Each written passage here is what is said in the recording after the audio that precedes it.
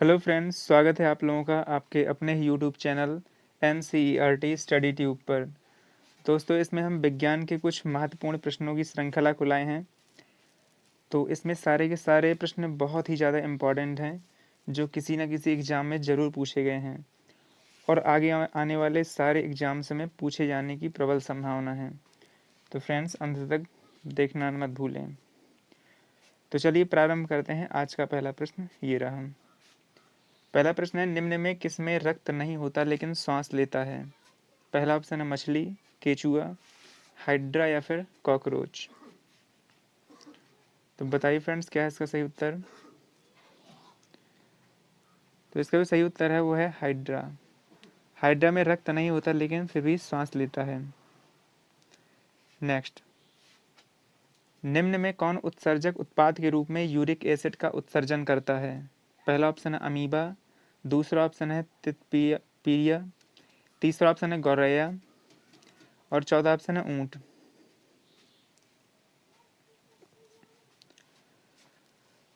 तो friends, uric acid का जो उत्सर्जन है वो पक्षी वर्ग के प्राणी करते हैं। तो उनमें देख लेते हैं कौन सा एक पक्षी है।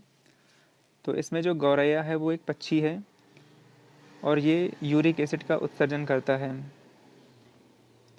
नेक्स्ट, पक्षियों के पंख क्या होते हैं? पहला ऑप्शन है रूपांतरित पश्च अंग, दूसरा ऑप्शन है नई संरचना, अध्यावरणी अभिवृद्धि या फिर रूपांतरित अग्र अंग।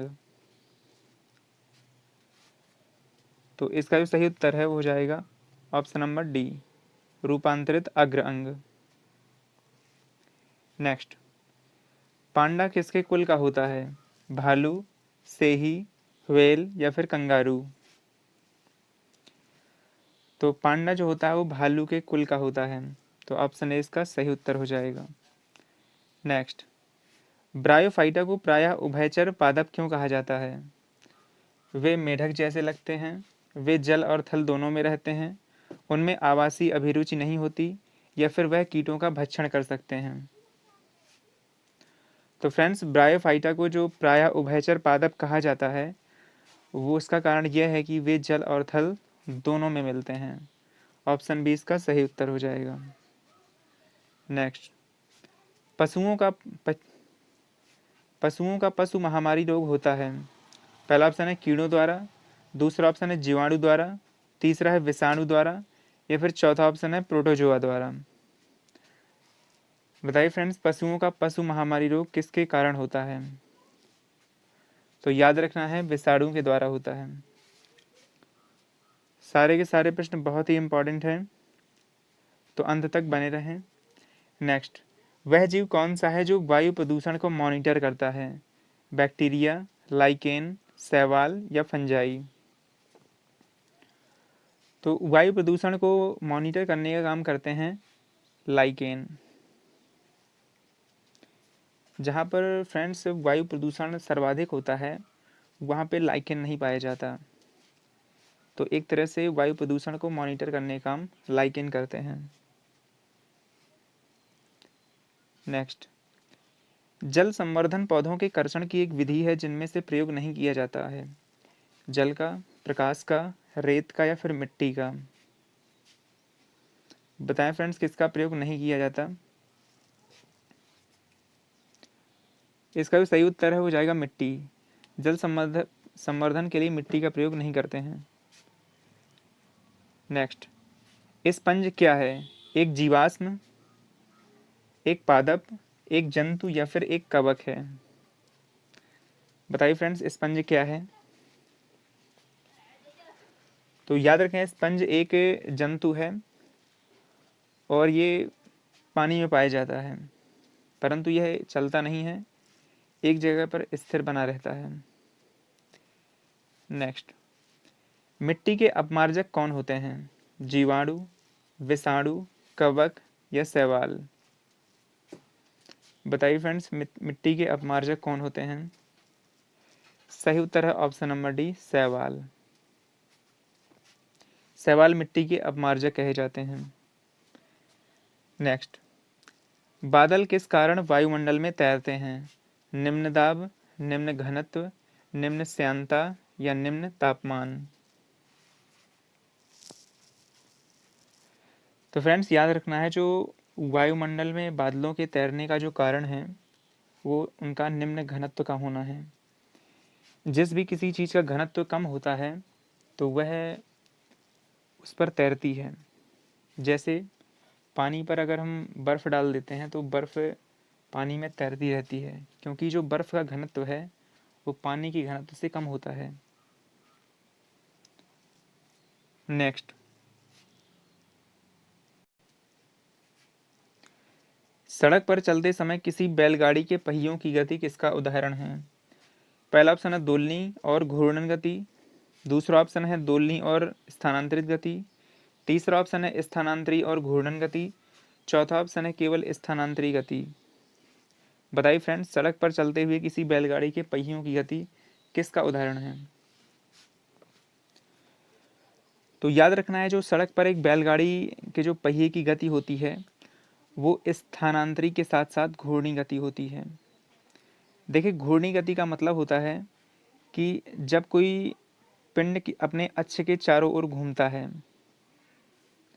तो वह घूर्णी गति होती है, और स्थानांतरी गति में वह एक स्थान से दूसरे स्थान तक भी जाता है। तो बैलगाड़ी के जो पहियों की गति है उसमें दोनों तरह की गतियां शामिल हैं। वो अपनी धुरी पर घूमने के साथ साथ एक स्थान से दूसरे स्थान तक मूव भी करता है। तो इसका सही उत्तर ऑप्शन सी हो जाएगा।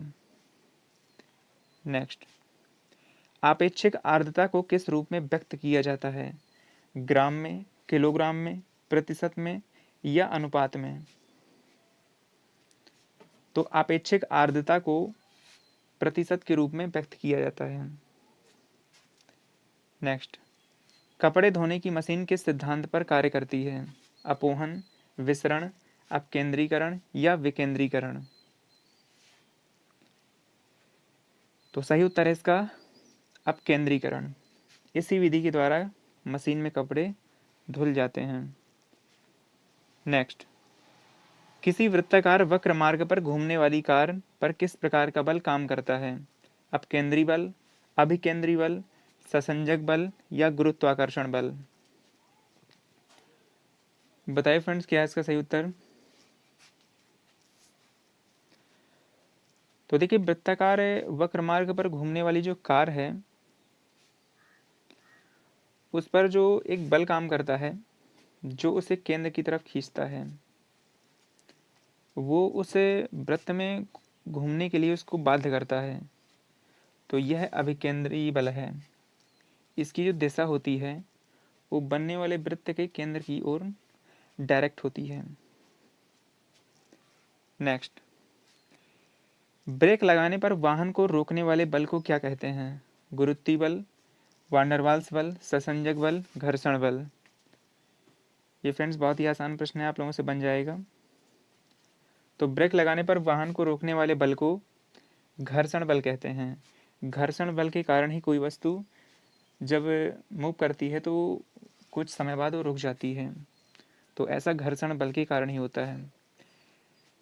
अगर किसी सरफेस पर घर्षण बल समाप्त हो जाए तो कोई भी पिंड जो उस सरफेस पे काम कर रहा है वो नहीं रुकेगा। तो रोकने के लिए जो एक बल काम करता है वो घर्षण बल है। नेक्स्ट, त्वरण होता है बल का समानुपाती, मात्रा का समानुपाती, बल का व्युत्क्रमानुपाती या मात्रा का व्युत्क्रमानुपाती? बताइए फ्रेंड्स, क्या है उसका सही उत्तर? तो देखिए, द्वितीय नियम में, न्यूटन के द्वितीय नियम में F बराबर m/a होता है। तो इसमें हम देख पा रहे हैं कि जो त्वरण है वो समानुपाती है बल के। तो इसका जो सही उत्तर हो जाएगा वो ऑप्शन नंबर ए हो जाएगा, बल का समानुपाती। नेक्स्ट, यदि एक बर्तन में तैरती हुई बर्फ पिघलती है तो उस बर्तन में पानी का स्तर बढ़ता है, घटता है, कोई परिवर्तन नहीं होता, या फिर पहले बढ़ता है फिर घटता है?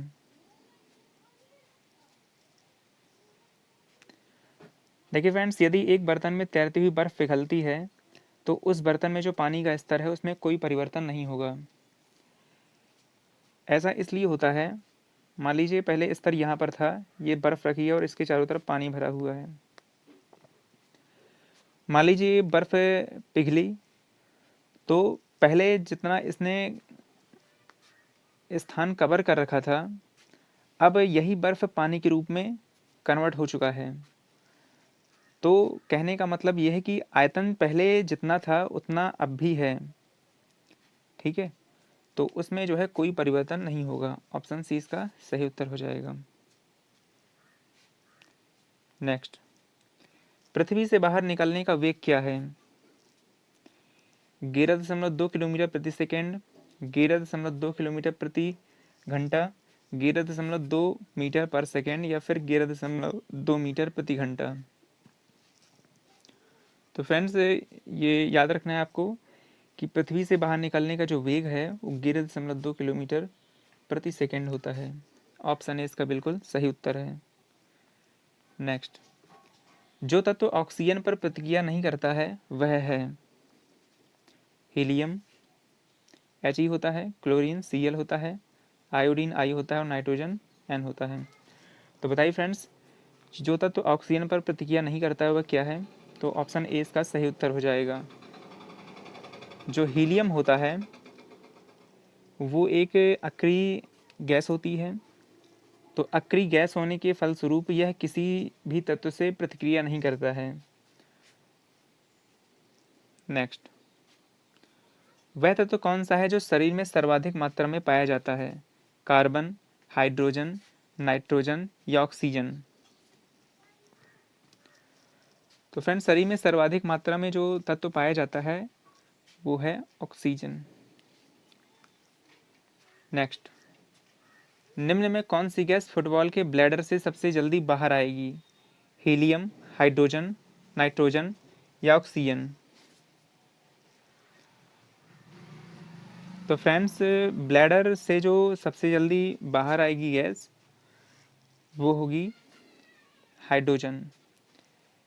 हाइड्रोजन गैस सबसे हल्की गैस होती है और इसका घनत्व भी सबसे कम होता है।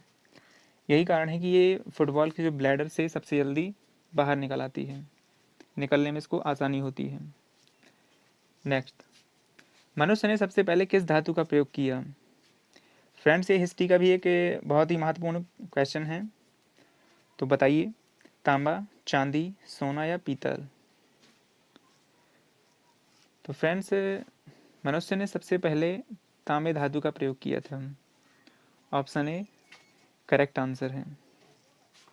नेक्स्ट, लोहे को जंग लगता है ऑक्सीकरण के कारण, कार्बोनेटीकरण के कारण, अपचयन के कारण या रेडॉक्स के कारण? तो इसका जो सही उत्तर है हो जाएगा ऑप्शन ए ऑक्सीकरण के कारण। नेक्स्ट, और इस सीरीज का अंतिम प्रश्न, लोहे का शुद्धतम रूप कौन सा है? स्टील, ढलवा लोहा, पिटवा लोहा या फिर कच्चा लोहा? तो याद रखें फ्रेंड्स, लोहे का जो शुद्धतम रूप होता है वो होता है पिटवा लोहा। ऑप्शन सी बिल्कुल सही उत्तर हो जाएगा। तो फ्रेंड्स, कैसी लगी आपको ये सीरीज? कमेंट बॉक्स में ज़रूर बताएं और साथ ही साथ मेरे चैनल को सब्सक्राइब कर लें। धन्यवाद।